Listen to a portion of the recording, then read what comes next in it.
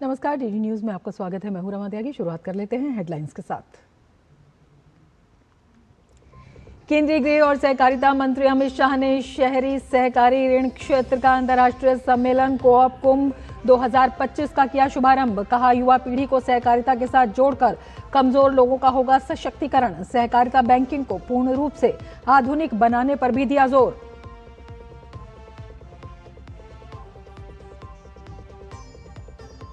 बेंगलुरु में आतंकियों को वीवीआईपी ट्रीटमेंट देने पर भाजपा ने कर्नाटक सरकार पर किया जोरदार हमला। भाजपा प्रवक्ता शहजाद पूनावाला ने कहा, केंद्र सरकार का आतंकवाद के प्रति रहा जीरो टॉलरेंस नीति।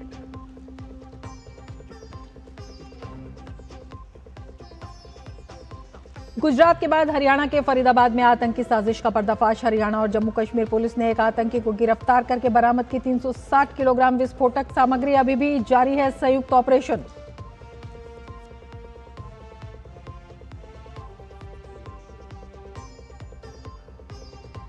चुनाव आयोग ने की बिहार में दूसरे चरण के मतदान की तैयारी। मतदान स्थलों पर केंद्रीय सुरक्षा बलों के साथ साथ राज्य पुलिस बल की अतिरिक्त टुकड़ियां तैनात। 20 जिलों की 122 सीटों पर डाले जाएंगे वोट।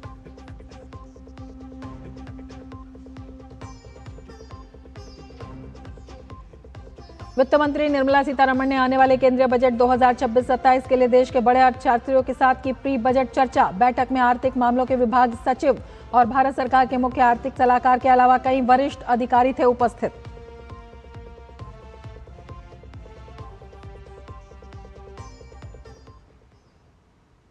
और अब विस्तार से समाचार। केंद्रीय गृह और सहकारिता मंत्री अमित शाह ने आज दिल्ली में शहरी सहकारी ऋण क्षेत्र के अंतर्राष्ट्रीय सम्मेलन कोऑप कुंभ 2025 का शुभारंभ किया। 2 दिवसीय इस कार्यक्रम में देश भर के सहकारी संगठनों, शहरी सहकारी बैंकों और विभिन्न सहकारिता संस्थानों के प्रतिनिधि शामिल हो रहे हैं, जहां सहकारिता क्षेत्रों के भविष्य और विकास पर चर्चा की जा रही है। कार्यक्रम का उद्देश्य सहकारिता आंदोलन को मजबूत बनाना, ग्रामीण अर्थव्यवस्था को सशक्त करना और सहकारी संस्थाओं के माध्यम से सबका साथ सबका विकास के लक्ष्य को आगे बढ़ाना है। इस मौके पर कार्यक्रम को संबोधित करते हुए अमित शाह ने कहा, आईसीए ने वैश्विक रैंकिंग में अमूल को पहला और इफ्को को दूसरा स्थान दिया है, जो देश के सहकारिता आंदोलन की सफलता को दर्शाता है।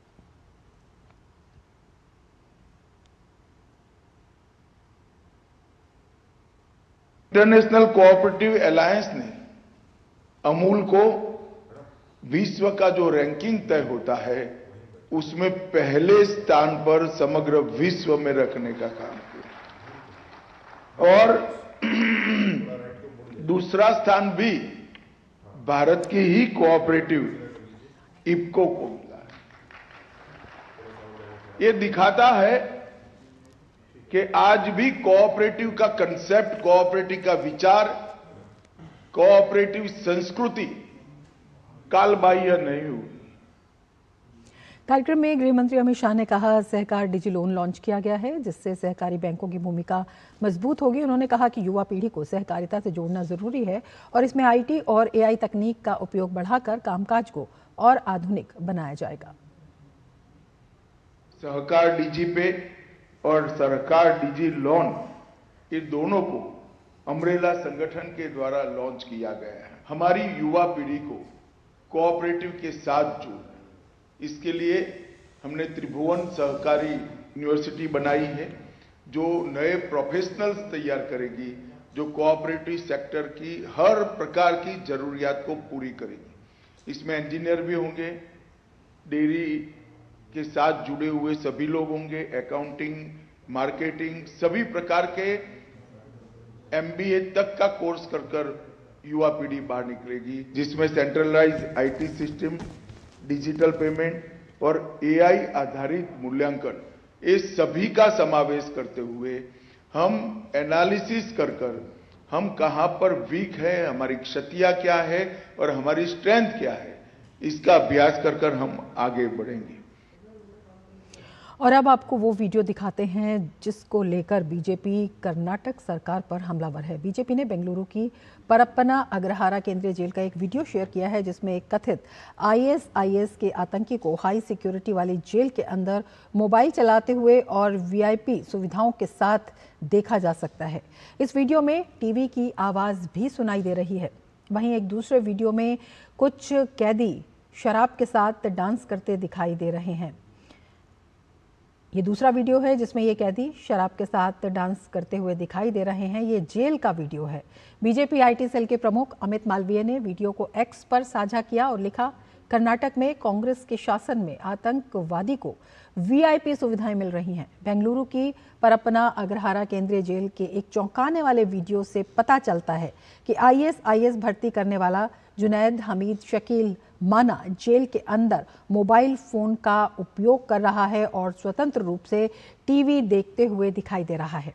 इस वीडियो के वायरल होने के बाद कर्नाटक के गृह मंत्री जी परमेश्वर और जेल महानिदेशक बी दयानंद ने एक विस्तृत जांच का आदेश दिया और अधिकारियों को उस फुटेज की सत्यता की जांच करने का निर्देश दिया। इस बीच भाजपा नेताओं ने कांग्रेस सरकार के खिलाफ मुख्यमंत्री के घर के बाहर प्रदर्शन भी किया। उसके बाद पुलिस ने उन्हें हिरासत में ले लिया। कर्नाटक बेंगलुरु की परप्पना अग्रहारा हाई सिक्योरिटी वाली केंद्रीय जेल के वीडियो वाले मामले में भाजपा प्रवक्ता शहजाद पूनावाला ने कांग्रेस पर निशाना साधा। शहजाद पूनावाला ने कहा कि जम्मू कश्मीर से लेकर फरीदाबाद तक देश की सभी एजेंसी और देश की सरकार आतंकियों का भंडाफोड़ करने का काम कर रही है। जहां एक तरफ आतंकियों पर लगातार सरकार और एजेंसियों के द्वारा हमला किया जा रहा है, वहीं दूसरी तरफ कांग्रेस पार्टी जिहादियों के खिलाफ नरम रुख अपनाने का काम कर रही है। जेल में बंद आतंकियों को वीवीआईपी ट्रीटमेंट दिया जा रहा है। जम्मू कश्मीर से लेकर फरीदाबाद तक देश की सुरक्षा एजेंसी और देश की सरकार कितने गंभीर और सजग तरीके से बिल्कुल अलर्ट होकर आतंकवाद की कोई घटना होने से पहले आतंकियों के नापाक इरादों का भांडाफोड़ कर रही है। दूसरी तरफ कांग्रेस पार्टी जिसने हमेशा आतंक के प्रति और खास करके इस्लामिक जिहादी आतंक के प्रति एक बहुत ही नरम और सॉफ्ट कॉर्नर अपनाया है, कर्नाटका की सरकार के द्वारा वहां पर जेल में कैद इस्लामिस्ट जिहादी आतंकवादी को वीवीआईपी ट्रीटमेंट दिया जा रहा है। गुजरात के बाद अब हरियाणा में भी आतंकियों की धरपकड़ की कार्रवाई लगातार जारी है। हरियाणा पुलिस और जम्मू कश्मीर पुलिस ने फरीदाबाद में संयुक्त अभियान चलाकर एक आतंकी को गिरफ्तार किया। फरीदाबाद के पुलिस आयुक्त सत्येंद्र कुमार गुप्ता ने अभियान पर जानकारी देते हुए प्रेस कॉन्फ्रेंस की। उन्होंने बताया, पुलिस ने छापेमारी कर एक कश्मीरी डॉक्टर मुजम्मिल शकील के घर से हथियारों का जखीरा, 360 किलो विस्फोटक सामग्री जो संभावित अमोनियम नाइट्रेट भी हो सकता है और वॉकी टॉकी बरामद किया है। पुलिस आयुक्त ने बताया कि जांच अभियान अभी भी जारी है। साथ ही उन्होंने ये भी बताया कि इससे पहले अभियान में एक आतंकी को सहारनपुर से धरा गया था।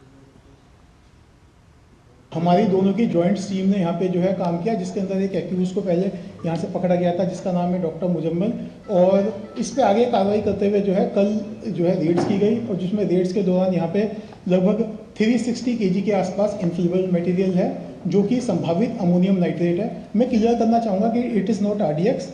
मैं इस बात को क्लियर करूंगा क्योंकि कई जगह ये चल रहा है, तो मैं क्लियर करना चाहूँगा इट्स नॉट आरडीएक्स। तो ये इन्फ्लेमेबल मटेरियल है। इसके अलावा कई और ऐसा सामान जो टेरर एक्टिविटीज़ में जिनका संभावित इस्तेमाल किया जा सकता है, जैसे टाइमर्स, लगभग 20 टाइमर्स विद बैटरीज 4, और इसके अलावा कुछ अन्य सामान है जो है यहाँ बरामद किया गया है। पुलिस आयुक्त सत्येंद्र गुप्ता ने बताया कि डॉक्टर मुजम्मिल अल फलाह यूनिवर्सिटी में पढ़ाता था और फिजिशियन के तौर पर भी काम करता था।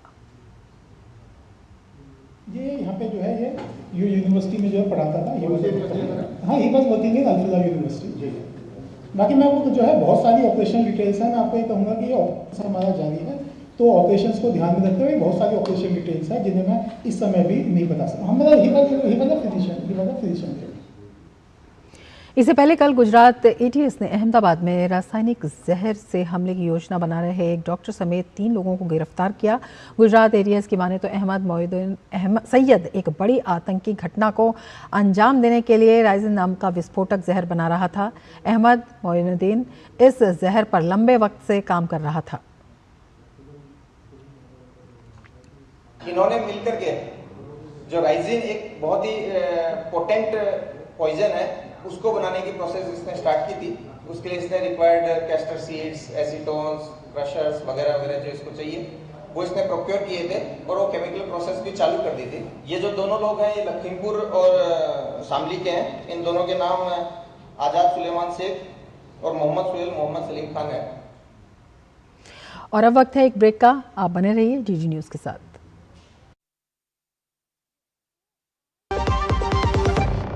व्यक्तिगत जानकारी के लिए ऑनलाइन अनुरोधों से रहें सावधान। कुछ भी जानकारी देने से पहले जरूर सोचें। कोई भी वैधानिक कंपनी फोन या इंटरनेट पर आपसे निजी जानकारी कभी भी नहीं मांगती। इसलिए ऐसे कॉल या ईमेल आने पर अपनी जानकारी देने से पहले समझदारी दिखाएं और सावधानी बरतें।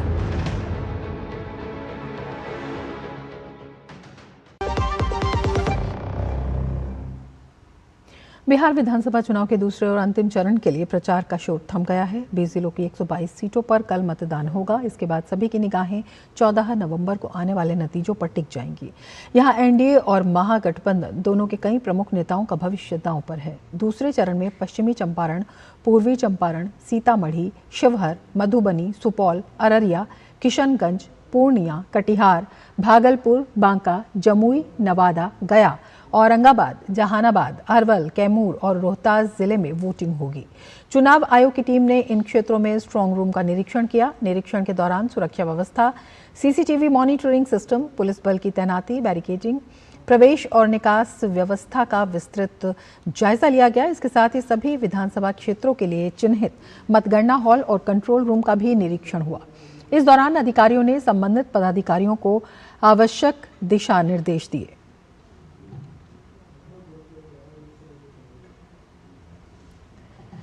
दूसरे चरण के मद्देनजर सुरक्षा इंतजामों की बात करें तो केंद्रीय सुरक्षा बलों की कुल 1650 कंपनियां तैनात की जा रही हैं। इसके अलावा राज्य पुलिस बल की अतिरिक्त टुकड़ियां भी प्रत्येक जिले में भेजी गई हैं ताकि हर मतदान केंद्र पर शांतिपूर्ण मतदान सुनिश्चित किया जा सके। इस चरण में 45,399 मतदान केंद्र बनाए गए हैं, जिनमें 40,073 ग्रामीण और 5,326 शहरी बूथ हैं।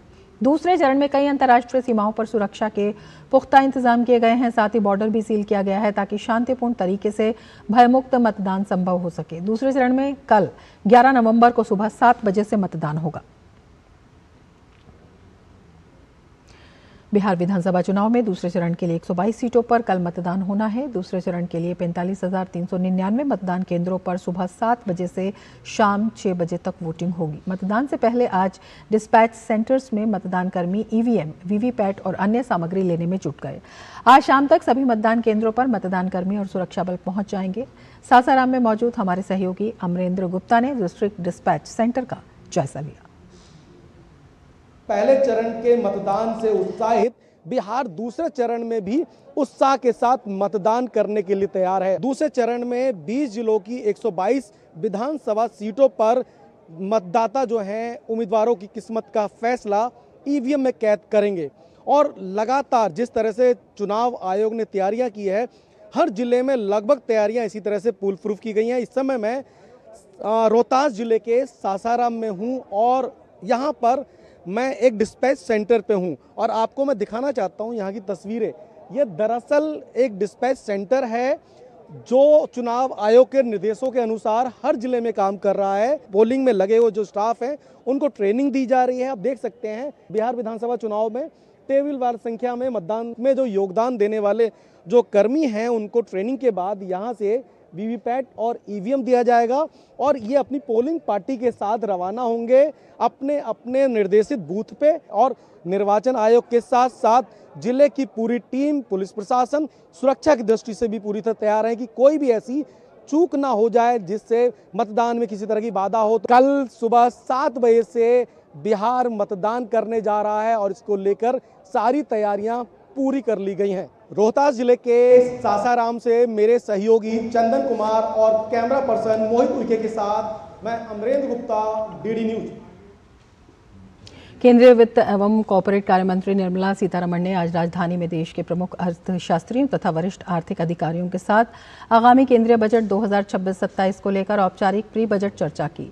वित्त मंत्रालय ने अपने सोशल मीडिया प्लेटफॉर्म एक्स पर बैठक की तस्वीरें साझा करते हुए लिखा कि वित्त मंत्री ने नई दिल्ली में इस चर्चा की अध्यक्षता की, जिसका उद्देश्य बजट तैयारियों को और व्यापक बनाने के लिए महत्वपूर्ण इनपुट जुटाना है। प्री बजट संवाद में सरकार को विशेष रूप से सरकार ने व्यापार में आसानी बढ़ाने और टैक्स कटौती के लाभ को अंतिम व्यक्ति तक पहुंचाने जैसे मुद्दों पर विचार विमर्श किया। उद्योग भागीदारों ने सूक्ष्म, लघु एवं मध्यम उद्यम इंडस्ट्री की तरलता समस्याओं सहित अप्रत्यक्ष एवं प्रत्यक्ष करों के संदर्भ में सुझाव दिए।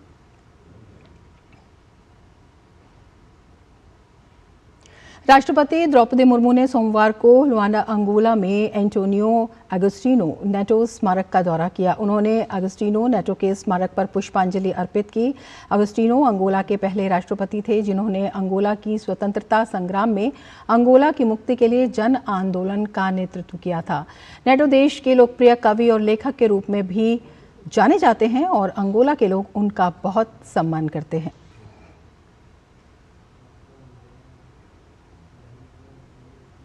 लोकसभा अध्यक्ष ओम बिरला ने नागालैंड के कोहिमा में राष्ट्रमंडल संसदीय संघ भारत क्षेत्र 3 के 22वें वार्षिक सम्मेलन का उद्घाटन किया। इस 2 दिवसीय सम्मेलन में पूर्वोत्तर क्षेत्र के 8 राज्यों के पीठासीन अधिकारी, सांसद और विधायक भाग ले रहे हैं। लोकसभा स्पीकर ने इस अवसर पर अपनी खुशी जाहिर की। उन्होंने कहा कि वो खुश हैं कि नागालैंड की ही धरती पर पहला सम्मेलन हुआ था और आज 22वां सम्मेलन भी इसी धरती पर हो रहा है।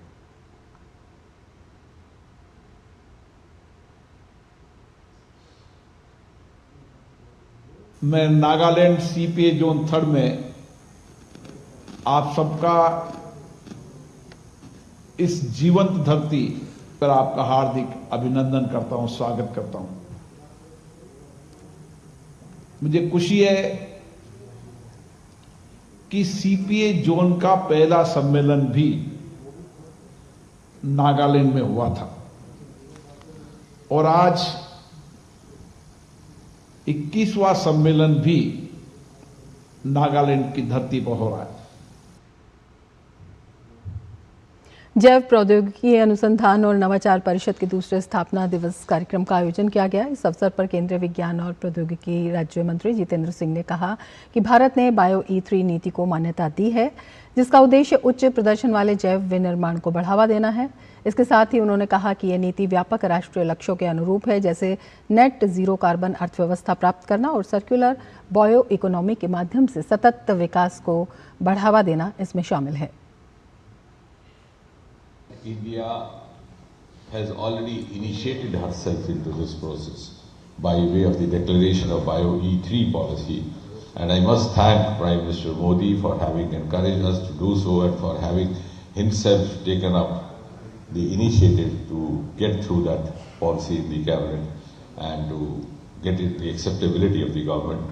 Today it may not sound very much visible or real, but tomorrow at least the world will not have the opportunity to say that we are late winners. We would have already initiated ourselves into something which is already happened. That's quite contrary or quite in contrast to what happened in the IT domain. रक्षा मंत्री राजनाथ सिंह ने नई दिल्ली के world trade centre में defence PSU भवन का उद्घाटन किया। ये अत्याधुनिक भवन रक्षा उत्पादन विभाग के अंतर्गत आने वाले सभी डिफेंस PSU के बीच समन्वय, नवाचार और सहयोग का केंद्र बनेगा। भवन में आधुनिक कॉन्फ्रेंस हॉल, डिस्प्ले जोन और AR/VR तकनीक से लैस सिमुलेशन रूम बनाया गया है, जो वास्तविक युद्ध परिस्थितियों का अनुभव कराने में सक्षम है। यह पहल रक्षा उत्पादन विभाग की आत्मनिर्भर भारत, सतत विकास, कार्यकुशलता और वैश्विक प्रतिस्पर्धा के प्रति प्रतिबद्धता को दर्शाती है।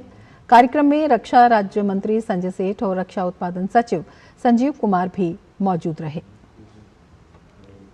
उत्तर प्रदेश के मुख्यमंत्री योगी आदित्यनाथ ने गोरखपुर में एकता यात्रा और वंदे मातरम के आयोजित एक कार्यक्रम में कहा कि उत्तर प्रदेश के सभी स्कूलों और कॉलेजों में वंदे मातरम गाना अनिवार्य किया जाएगा ताकि हर नागरिक के मन में भारत माता और देश के प्रति सम्मान की भावना पैदा हो।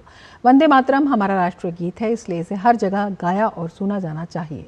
योगी आदित्यनाथ ने देश की एकता और अखंडता को कमजोर करने वाले तत्वों से भी सावधान रहने पर जोर दिया। उत्तर प्रदेश के मुख्यमंत्री योगी आदित्यनाथ ने राष्ट्रगीत वंदे मातरम का उल्लेख करते हुए कहा कि यह धरती माता की उपासना का गीत है। वंदे मातरम हर भारतीय को प्रेरित करता रहा है। योगी ने कहा, जब भी हमारी मातृभूमि के सम्मान पर आंच आए तो हमेशा उसके पक्ष में मजबूती के साथ खड़ा होना हमारा कर्तव्य है। ये गीत धरती माता की उपासना का गीत है और भारत का ऋषि तो हमेशा कहता रहा है, हम सबका आह्वान करता रहा है, हर एक भारतीय का आह्वान करता रहा है और वह आह्वान रहा है माता भूमि पुत्रोहम पृथिव्या का। हम सबके संस्कार है, धरती हमारी माता है, हम सब इसके पुत्र हैं और पुत्र होने के नाते अगर मां के सम्मान में कहीं कोई आंच आती है, एक पुत्र के नाते हमारा दायित्व बनता है कि हम उसके खिलाफ खड़े हों। पश्चिम बंगाल में मतदाता सूची के विशेष गहन पुनरीक्षण यानी एसआईआर को लेकर चुनाव आयोग के आदेश को सुप्रीम कोर्ट में चुनौती दी गई है। एसआईआर के खिलाफ कांग्रेस पार्टी की पश्चिम बंगाल इकाई ने सुप्रीम कोर्ट का रुख किया है। वकील ने बताया कि राज्य में एसआईआर प्रक्रिया को लेकर शिकायतें आ रही हैं, इसीलिए पार्टी को कोर्ट में आना पड़ा। जस्टिस सूर्यकांत की अध्यक्षता वाली बेंच ने कहा, ये चीफ जस्टिस का विशेषाधिकार बनता है कि वो पश्चिम बंगाल के मामले को किस बेंच के सामने सुनवाई के लिए लिस्ट करे। राजस्थान के फालोदी और तेलंगाना के बीजापुर हाईवे पर पिछले दिनों हुए सड़क हादसे के संबंध में सुप्रीम कोर्ट ने स्वतः संज्ञान लिया। कोर्ट ने कहा कि ऐसे हादसों की एक बड़ी वजह सड़क किनारे अवैध रूप से संचालित ढाबों की मौजूदगी भी है। कोर्ट ने national highway authority of India और ट्रांसपोर्ट मंत्रालय से इन दोनों हाईवे के बारे में रिपोर्ट तलब की है जहां ये हादसे हुए थे। साथ ही दोनों संस्थाओं को ये भी बताने को कहा गया है कि इन दोनों हाईवे के आसपास कितने ढाबे अवैध तरीके से संचालित हो रहे थे। कोर्ट ने गृह मंत्रालय और दोनों राज्यों के चीफ सेक्रेटरी को भी इस मामले में पक्षकार बनाया है। बेंगलुरु के केंपेगौड़ा अंतर्राष्ट्रीय हवाई अड्डे के टर्मिनल 2 में एक समूह द्वारा नमाज पढ़ने का एक वीडियो सामने आया है। इसके बाद राज्य की प्रमुख विपक्षी पार्टी भाजपा ने इस पर आपत्ति जताई और राज्य सरकार से जवाबदेही की मांग की। सोशल मीडिया पर वायरल वीडियो में सुरक्षा कर्मियों के पास कुछ लोगों को नमाज अदा करते हुए देखा जा रहा है।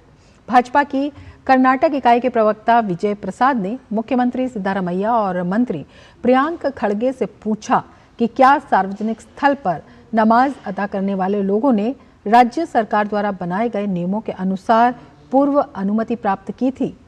बेंगलुरु इंटरनेशनल हवाई अड्डे के T2 टर्मिनल के अंदर ये अनुमति कैसे दी गई? क्या संवेदनशील क्षेत्र में ऐसी गतिविधि सुरक्षा की दृष्टि से एक गंभीर चिंता का विषय नहीं है?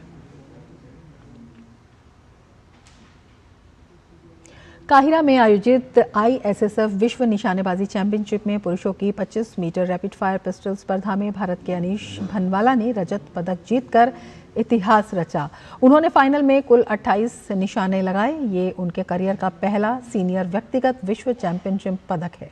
ISSF विश्व निशानेबाजी चैंपियनशिप में भारत ने अब तक कुल 5 पदक जीते हैं, जिनमें 1 स्वर्ण, 2 रजत और 2 कांस्य पदक शामिल हैं। वहीं भारत की शीर्ष पिस्टल निशानेबाज सुरुचि सिंह, मनु भाकर और ईशा सिंह आज 10 मीटर एयर पिस्टल स्पर्धा में उतरेंगी। टीम इंडिया अब भी काहिरा चैंपियनशिप में और पदक जीतने की उम्मीदों के साथ अपने अभियान को आगे बढ़ा रही है। इसके साथ इस बुलेटिन में फिलहाल इतना ही। नमस्कार।